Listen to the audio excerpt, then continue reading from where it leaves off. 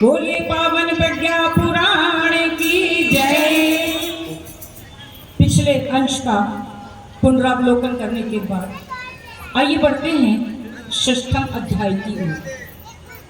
अथ षष्ठो अध्याय सत्साहस संघर्ष प्रकरण। प्रथम श्लोक है इसका।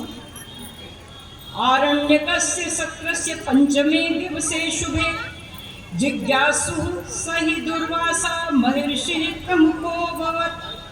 स्थितिः सोऽग्रिम पंक्तौ च जिज्ञासां स्वां च व्याहरन् ओजो गंभीरया वाचा पिप्पलादम् अथ ब्रवीत्। पांचवें दिन आरण्यक सत्र के प्रथम जिज्ञासु थे महर्षि दुर्वासा। वे अग्रिम पंक्ति में बैठे और अपनी जिज्ञासा प्रकट करते हुए ओजपूर्ण और गंभीर वाणी में पिप्पलाद ऋषि से बोले।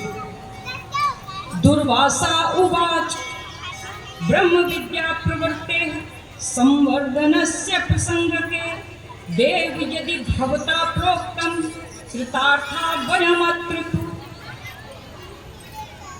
इसको सीधे प्रज्ञा पुराण से पढ़ रहे हैं कि दुर्वासा ऋषि ने कहा कि हे देव, आपने ब्रह्म विद्या के सत प्रवृत्ति संवर्धन प्रसंग पर जो प्रकाश डाला उससे हम सभी कृतार्थ हुए हैं। फिर भी एक असमंजस बना हुआ है कि इस संसार में सर्वत्र संव्याप्त दुष्टता से किस प्रकार निपटा जाए। आसुरी आक्रमणों से आत्मरक्षा के लिए किन उपायों का अवलंबन लिया जाए। कृपया यह भी बताएं कि सृष्टा की पवित्र सृष्टि में अधर्म का अस्तित्व किस कारण बना हुआ है जो सारे जगत को पीड़ित किए हुए है। इस प्रकरण का नाम है सत्साहस संघर्ष प्रकरण। परम पूज्य गुरुदेव ने जो शब्द दिया है वह है सत साहस। साहस के पहले उन्होंने सत उपसर्ग लगा दिया जिसका मतलब होता है अच्छा।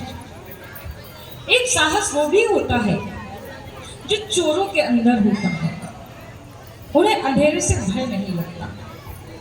डाकुओं के अंदर होता है, उन्हें किसी प्रकार का भय नहीं लगता, लेकिन वह है दुस्साहस। प्रज्ञा अभियान को संचालित करने के लिए जिस साहस की आवश्यकता है वह है सत साहस, और उसके साथ ही मनुष्य के अंदर जो प्रवृत्ति होनी चाहिए वह प्रवृत्ति होगी संघर्ष की प्रवृत्ति। कल विजयादशमी थी। राम रावण युद्ध लंबे समय तक चला और कल भगवान ने विजय प्राप्त की। वे राम जो सीता के वियोग में व्याकुल होकर पक्षियों से पशुओं से सीता का पता पूछते हैं कि क्या आपने सीता को देखा है, ऐसा लता कहते हैं वे विलाप करते हुए। हे खगमृग हे मधुकर सेनी, हे खगमृग हे मधुकर सेनी, तुम देखी सीता मृग नयनी, तुम देखी सीता मृग नयनी। हे खगमृग हे मधुकर सेनी, हे खगमृग हे मधुकर सेनी,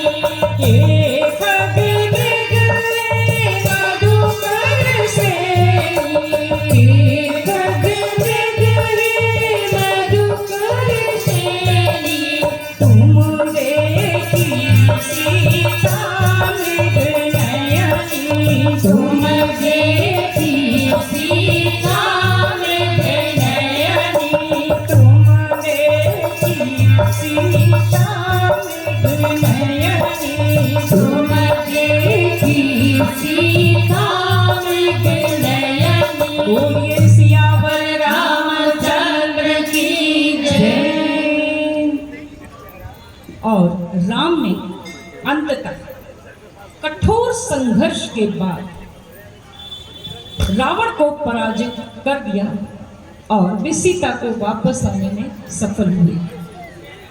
अयोध्या में राम मंदिर बना। यह भी सत साहस का एक अनुपम प्रतिमान है, एक नमूना है। अन्यथा क्या बिना सत साहस के संभव होता? और इस राम मंदिर को बनाने से पहले जो लोग इसकी नींव की ईंटों में गड़ गए, जिन्होंने अपने प्राणों की आहुति दे दी, न जाने कितने गड़ गए, कितने मर गए, कितने जल गए। कितनों को हम जानते हैं, कितनों को हम नहीं जानते हैं, लेकिन आज अयोध्या में बना यह राम मंदिर उन सब की शान की गवाही दे रहा है। आइए इस राम मंदिर के लिए एक प्यारा सा भजन गाकर उन सभी सत्साहसी लोगों के प्रति हम अपने हृदय की श्रद्धांजलि अर्पित करते हैं, जिनकी वजह से यह सुंदर राम मंदिर अस्तित्व में आया। सीता राम जी की प्यारी राजधानी लागे। सीता राम जी की प्यारी राजधानी लागे, राजधानी लागे, मोहे बिंदु तो सरयू जी को पानी लागे। सीता राम जी की प्यारी राजधानी लागे, राजधानी लागे, मोहे बिंदु तो सरयू जी को पानी लागे, मोहे बिंदु तो सरयू जी को पानी लागे।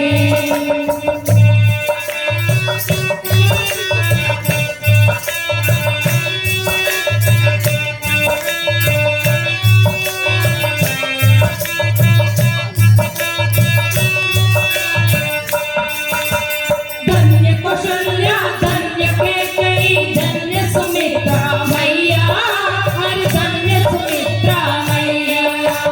धन्य कौशल्या, धन्य कैकेयी, धन्य सुमित्रा मैया, हर धन्य सुमित्रा मैया। धन्य भूप दशरथ जी के आंगन, धन्य चारों भैया, उनकी कोटली रासिनी तक वाणी लागे, तड़की वाणी लागे, मोहे मिठो सरयू जी को पानी लागे, मोहे मिठो सरयू जी को पानी लागे। सीता राम जी की प्यारी राजधानी लागे, राजधानी लागे, मोहे मिठो सरयू जी को पानी लागे, मोहे मिठो सरयू जी को पानी लागे। सभी राम भक्तों से निवेदन है कि एक बार हाथ ऊपर करके ताली बजाएं। सीता राम जी की प्यारी राजधानी लागे, राजधानी लागे, मोहे मिठो सरयू जी को पानी लागे, मोहे मिठो सरयू जी को पानी लागे। छोटी साबुनी रंग बनी हनुमान गढ़ी अति सुंदर, हनुमान गढ़ी अति सुंदर। छोटी साबुनी रंग बनी हनुमान गढ़ी अति सुंदर, हनुमान गढ़ी अति सुंदर। स्वयं जगत के मालिक बैठे कनक भवन के अंदर, सीता राम जी की शोभा सुख खानी लागे, सुख खानी लागे, मोहे मिठो सरयू जी को पानी लागे, मोहे मिठो सरयू जी को पानी लागे।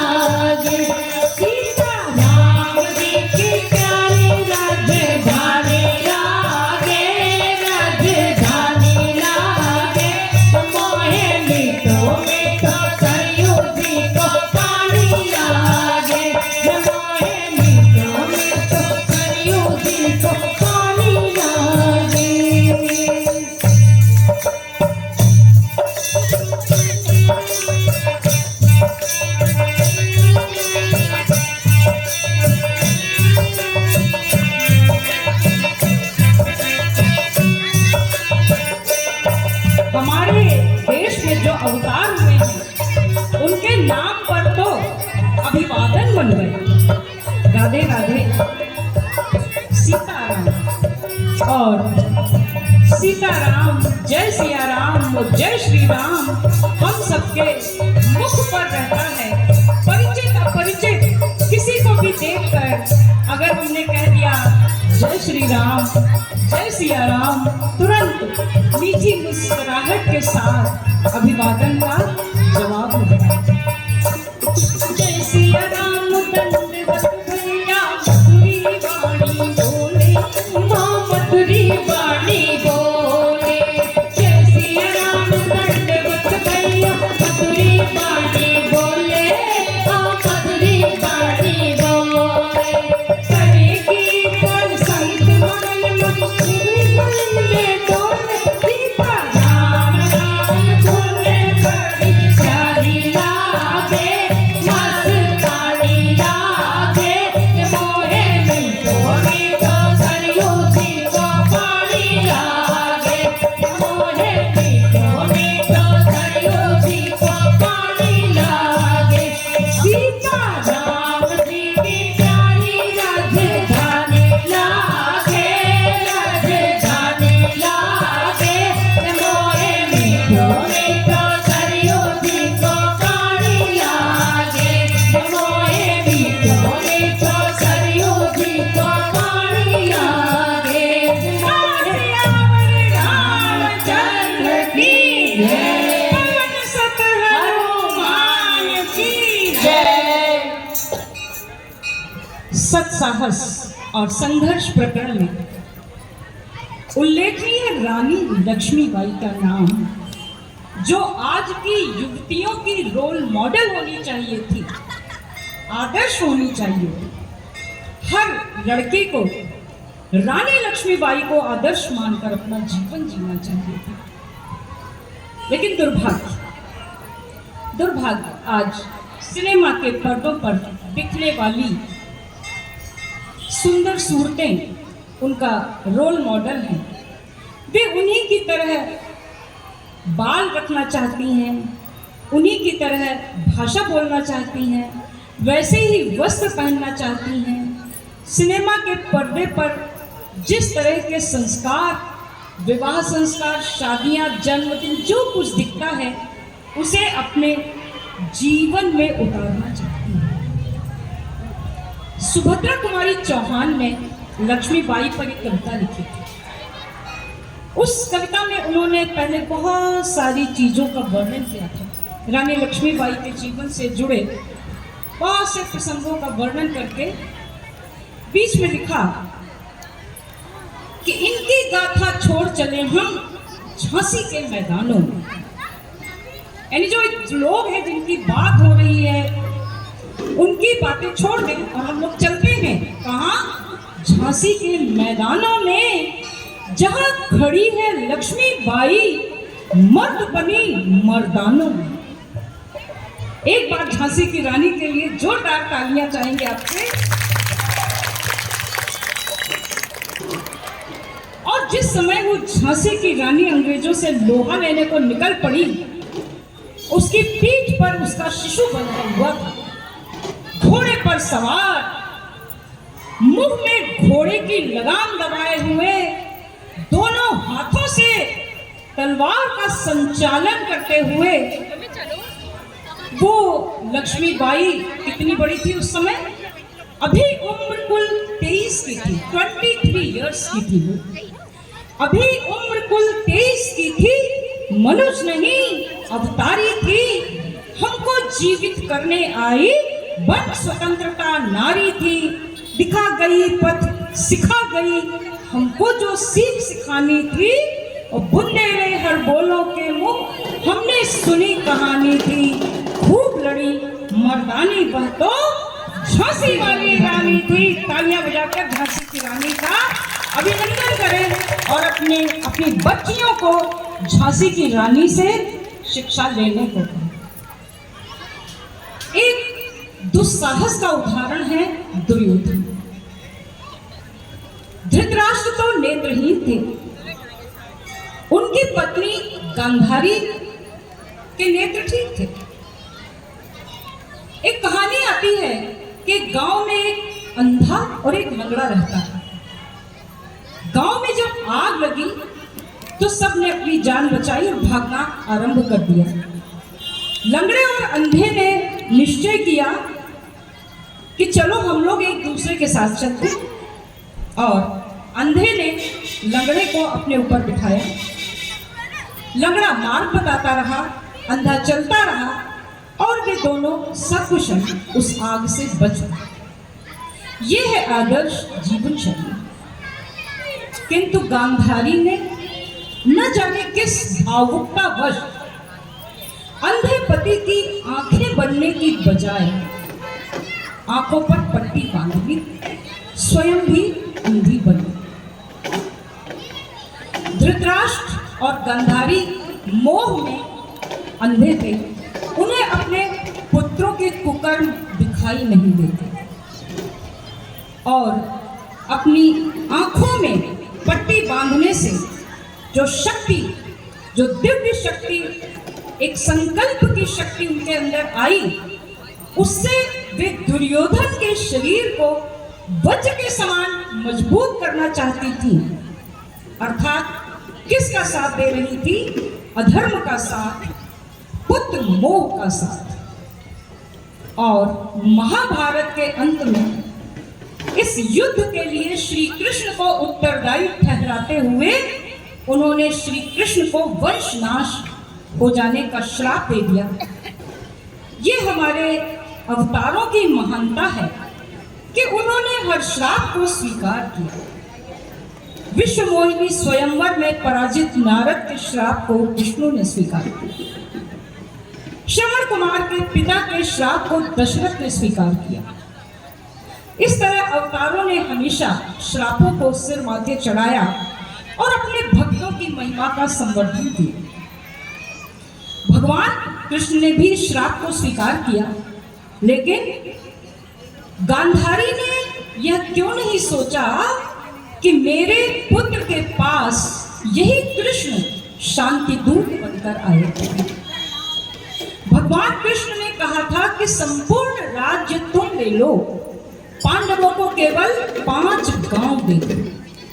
लेकिन जब दुर्योधन ने कहा था कि सूच्यग्रं नैव दास्यामि युद्धेन विना हे केशव, कि हे केशव, मैं युद्ध के बिना सुई की नोक के बराबर भी भूमि नहीं दूंगा, तब उसके इस कथन ने पूरे महाभारत की इबारत स्वयं लिख दी थी। तो महाभारत के युद्ध के लिए अगर कोई उत्तरदायी है तो सिर्फ और सिर्फ दुर्योधन की वह मानसिकता जो अधर्म पर आधारित थी। सत साहस था अर्जुन के अंदर, जो उन्होंने अधर्म के खिलाफ युद्ध करने का साहस जगाया।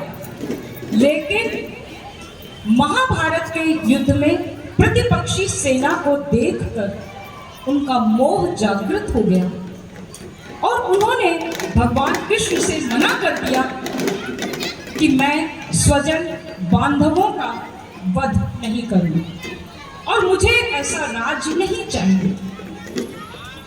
तो देखिए, भगवान ने अर्जुन को उपदेश देकर जागृत किया। परम पूज्य गुरुदेव आपको भी अपने कार्यक्रमों के माध्यम से जागृत करते हैं।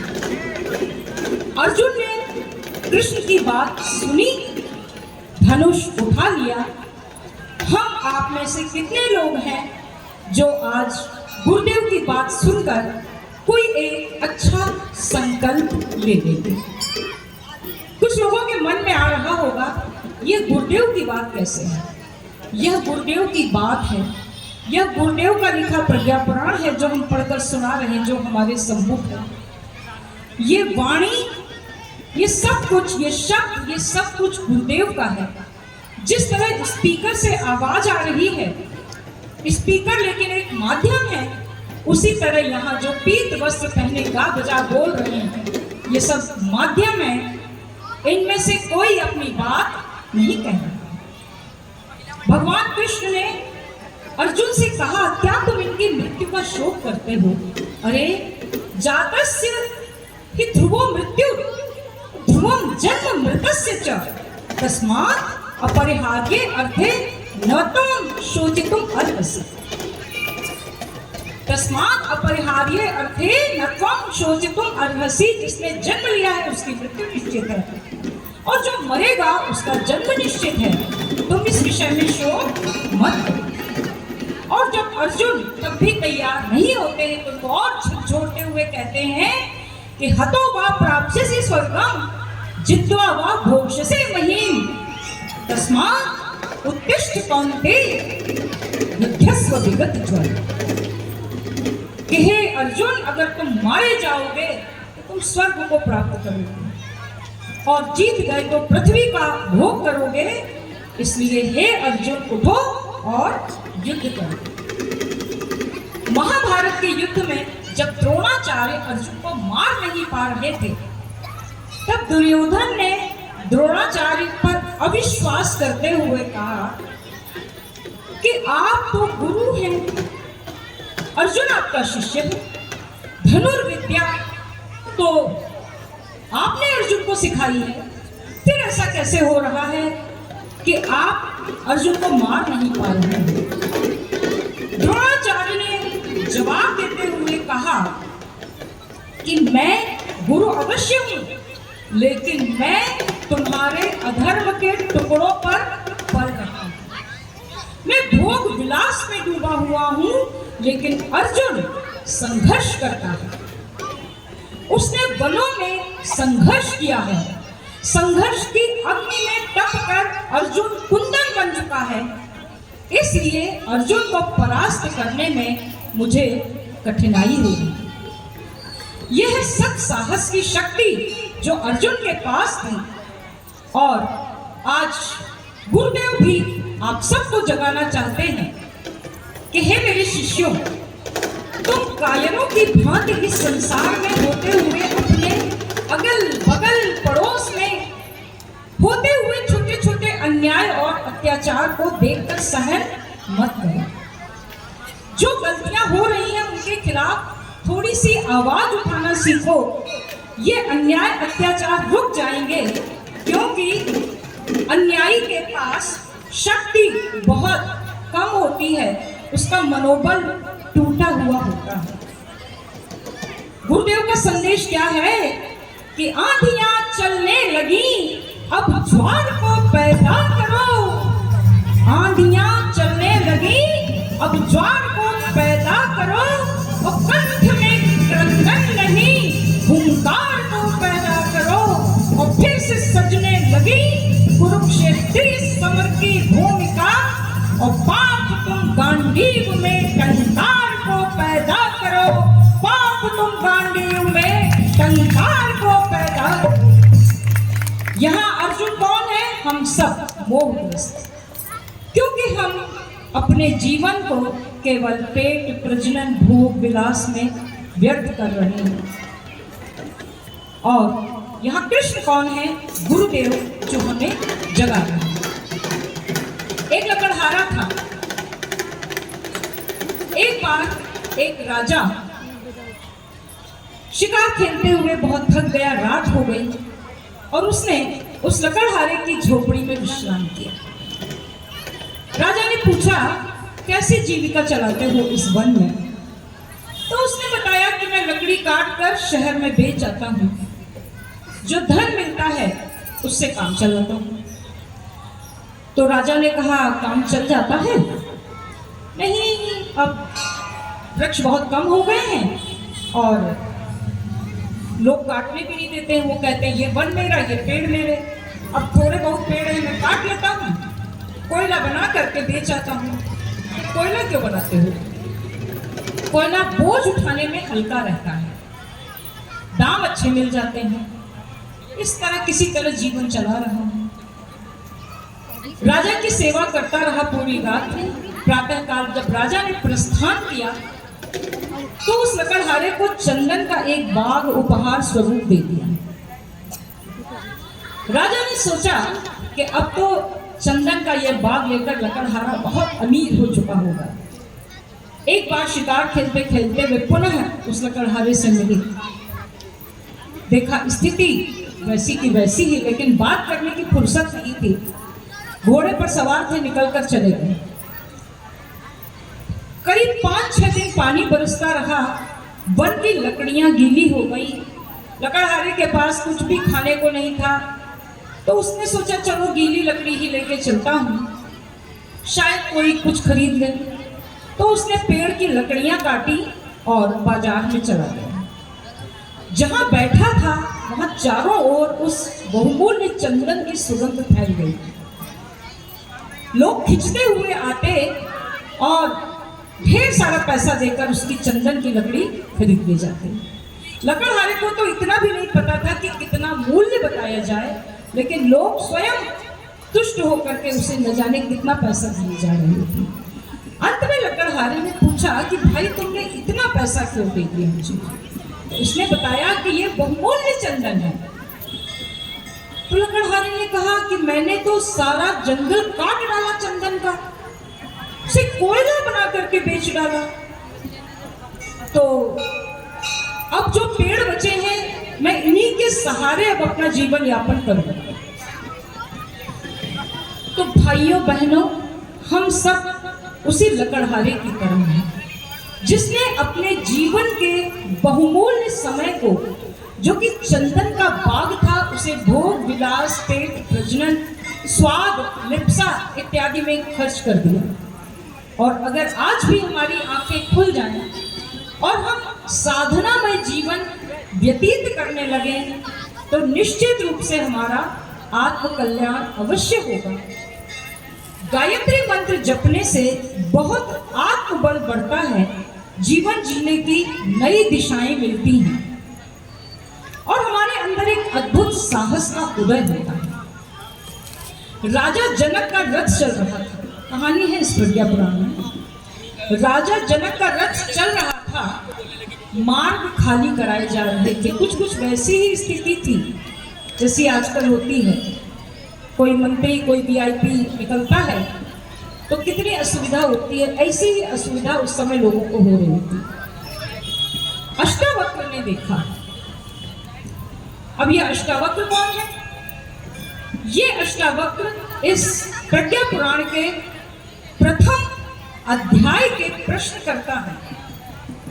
जो महाप्राज्ञ पे पलाग से प्रश्न करते हैं, ये कहानियां हो चुकी हैं। आज उसका थोड़ा सा सार यहाँ अभिव्यक्त किया था। बात चल रही है तो थोड़ा सा अष्टावक्र का परिचय दे देते हैं कि ये अष्टावक्र भारत के प्रथम ऐसे ऋषि थे जो अपने ही पिता की श्राप की वजह से 8 स्थानों से टेढ़े होकर जन्मे थे। क्योंकि इन्होंने वेद पाठ करते हुए अपने पिता को 8 स्थानों पर त्रुटियां बताई थी। वो भी कब? जब वे माता के गर्भ में थे। पिता को तो पता ही नहीं चल रहा था कि ये आवाज कहां से आ रही है, लेकिन जब उन्होंने ध्यान दिया तब उन्हें पता चला कि उनकी पत्नी के गर्भ से ये आवाजें आ रही हैं। उनका अहम जाग गया और उन्होंने कहा कि तूने जन्म से पहले मुझे 8 स्थानों पर टोका है, जा मैं तुझे श्राप देता हूं कि तू 8 स्थानों से टेढ़ा पैदा हो। इतना ज्ञानी अष्टावक्र उपहास का पात्र बनकर रह गया अपने पिता के श्राप की वजह से। यह अलग बात है कि उसने बंदी पंडित से शास्त्रार्थ करके अपने पिता को पुनर्जीवित कराया था।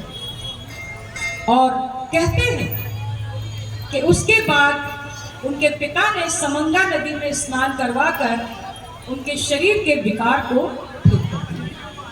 ये थे ऋषि अष्टावक्र। तो जब राजा जनक के रथ के लिए राजमार्ग खाली कराया जा रहा था तो अष्टावक्र ने वहां से हटने से इनकार कर दिया। उन्होंने कहा कि राजा का कर्तव्य है कि वह यह देखे कि उसकी प्रजा को कोई असुविधा न हो। मैं यहां से नहीं हटूंगा। राजा ने जब उस साहसी बालक को देखा तो उन्हें अपना गुरु माना। ये अष्टावक्र थे जो अपने सत्साहस के बल पर, अपने संघर्षमय जीवन के बल पर राजा जनक के गुरु। इसी सत्साहस का परिचय दिया था जटायु ने जब रावण सीता का हरण करके ले जा रहा था। जटायु को पता था कि वह रावण से युद्ध में जीत नहीं सकता, लेकिन उसके बाद भी जटायु ने रावण से युद्ध किया और मरणासन्न होकर भूमि पर गिर पड़े। उन्होंने इतिहास में स्वर्णिम अक्षरों में अपना नाम लिखा लिया और यही है इतिहास। इतिहास कुछ नहीं है संघर्ष की कहानी, इतिहास कुछ नहीं है संघर्ष की कहानी।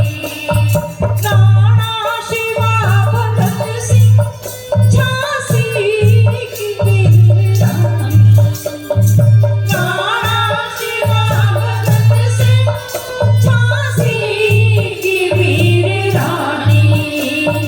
कोई भी घायलों का इतिहास क्यों पढ़ेगा, इतिहास क्यों पढ़ेगा। संग्राम जिंदगी है, लड़ना इसे पड़ेगा, लड़ना इसे पड़ेगा। जो लड़ नहीं सकेगा, जो लड़ नहीं सकेगा, आगे नहीं बढ़ेगा, आगे नहीं बढ़ेगा।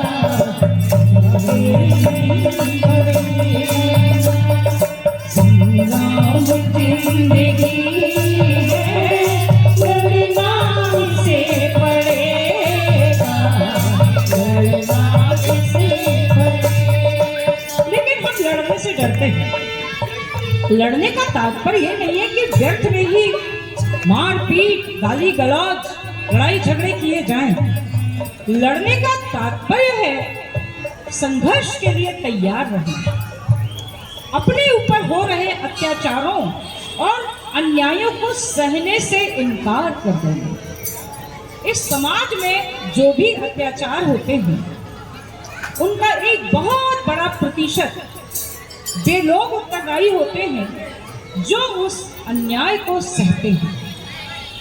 भारतवर्ष गुलाम था, जीते रहते हम किसी भी तरीके से, मगर नहीं, हमारे देश के वीरों ने सत साहस का परिचय दिया। सत साहस का परिचय दिया, क्रांतिकारी कहलाए, जेलों में बंद रहे फांसी के तख्तों को चूमा, गले में फंदे को डाल लिए, लेकिन गुलामी को स्वीकार नहीं किया।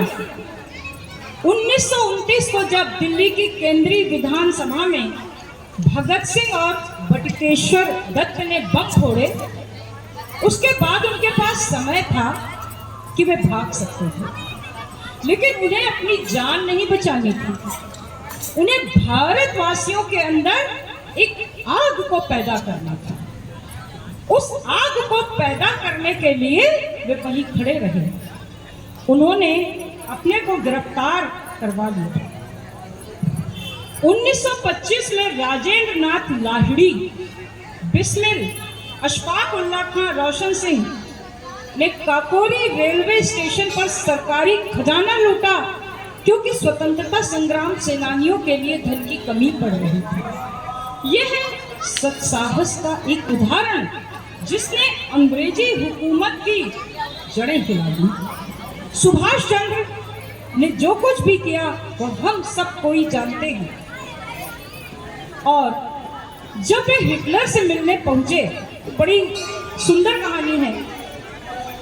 हिटलर उनके सामने आए, कक्ष में बैठा दिया गया था नेताजी को। हिटलर ने आते ही कहा, मैं हिटलर हूं, ये कहकर उसने हाथ मिलाने के लिए अपना हाथ बढ़ाया। नेताजी ने कहा, आप हिटलर नहीं हैं। वह व्यक्ति चुपचाप वहां से चला गया, क्योंकि वह सचमुच हिटलर नहीं था, डमी हिटलर था। दूसरी बार हिटलर फिर आया, फिर कहा, मैं हूं हिटलर कहकर हाथ बढ़ाया। नेताजी ने फिर मना कर दिया, आप हिटलर नहीं हैं। तीसरी बार हिटलर फिर आया। नेताजी ने उन्हें देखा, खड़े हुए और कहा, आप अपने दस्ताने उतार दीजिए। तो उन्होंने दस्ताने उतार दिए। तब नेताजी ने हाथ मिलाया।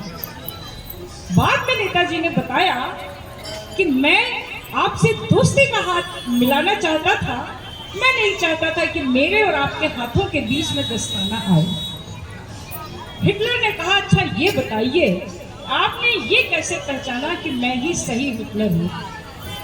तो नेताजी ने कहा कि मैं हिटलर से मिलने आया था, निश्चित रूप से ये हिटलर का घर था, जो आता वो हिटलर ही होता, लेकिन जो आते थे वो कहते थे मैं हिटलर हूँ। इसका मतलब वो हिटलर नहीं थे और उनको हिटलर होने का परिचय देना पड़ता था। आप आए, आपने तो कोई परिचय नहीं दिया, क्योंकि आप हिटलर थे। खुदीराम बोस का नाम और बहुत सारे मंगल पांडे का नाम भी थोड़ा बहुत मतलब जानते ही हम सब लोग, न जाने कितने क्रांतिकारी हैं जिनके नाम तक हम नहीं जानते हैं, लेकिन जिन्होंने इस भारत भूमि को स्वतंत्र कराने के लिए नींव की ईंटों की तरह अपने को इस स्वतंत्रता के भवन के नीचे गाड़ दिया, क्योंकि यह भारतवर्ष हमें प्राणों से भी प्यारा है। विषुवत रेखा का वासी जो जीता है नित हाँफ हाँफ कर देता है प्राण निछावर, वह भी अपनी मातृभूमि पर। ध्रुववासी जो हिम में तम में जी लेता है कांप कांप कर, रखता है अनुराग अलौकिक, वह भी अपनी मातृभूमि पर। और यूनान मिस्र रोमा सब मिट गए जहां से, बाकी मगर अभी है नामोनिशान हमारा। कुछ बात है कि हस्ती मिट्टी नहीं हमारी, सदियों रहा है दुश्मन दौरे ज़मां हमारा, सदियों रहा है दुश्मन दौरे ज़मां हमारा। आइए प्रज्ञा पुराण के कुछ श्लोक प्रज्ञा पुराण की पुस्तक से पढ़ते हैं। अभी हमने आपको इसकी कुछ कहानियां सुनाई और जो वातावरण में गंभीरता पैदा हुई है उसका निवारण करने के लिए, चूंकि यह प्रज्ञा पुराण नारद जी के माध्यम से मिला है, तो आइए पुनः थोड़ा संकीर्तन करते हैं, फिर आगे बढ़ते हैं। श्रीमन नारायण नारायण नारायण, श्रीमन नारायण नारायण नारायण, श्रीमन नारायण नारायण नारायण, श्रीमन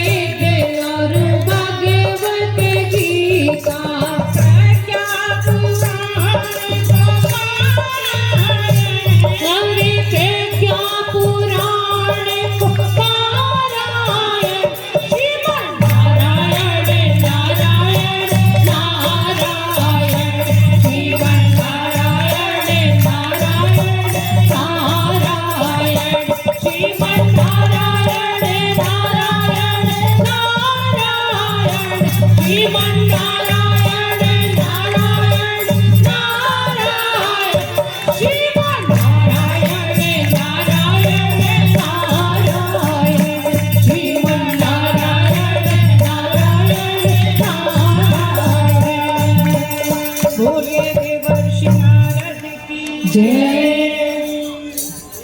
श्रीमद् प्रज्ञापुराणे ब्रह्म विद्यात्मविद्ययो युग दर्शन युग साधना प्रकटीकरणयो श्री पिप्पलाद दुर्वासा ऋषि संवादे पराक्रम प्रतिरोध साहस संघर्ष च्युति न प्रकरणो नाम षष्ठोऽध्यायः।